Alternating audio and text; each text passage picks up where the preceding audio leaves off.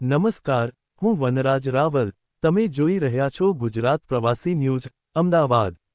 મહીસાગરથી એક ખૂબ જ અનોખી અને પ્રેરણાદાયક તસવીર સામે આવી રહી છે. જ્યાં પરણવા જઈ રહેલા વરરાજાએ પહેલા દેશ પ્રત્યેની પોતાની જવાબદારી નિભાવી છે. સંતરામપુરના નાની કયાર ગામમાં, વરરાજા હાથમાં તલવાર અને માથે પાઘડી પહેરીને સીધા મતદાન કેન્દ્ર પર પહોંચ્યા.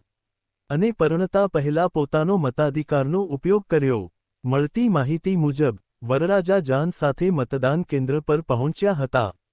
જ્યાં જાનૈયાઓ પણ તેમની સાથે હાજર રહ્યા.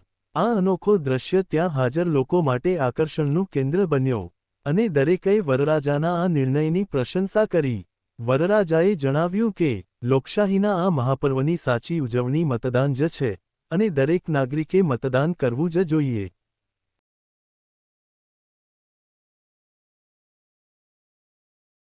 જો તમે હજી સુધી મતદાન કરવા ગયા નથી, તો આ તસવીરથી પ્રેરણા લો અને તમારો મતાધિકાર જરૂરથી ઉપયોગ કરો.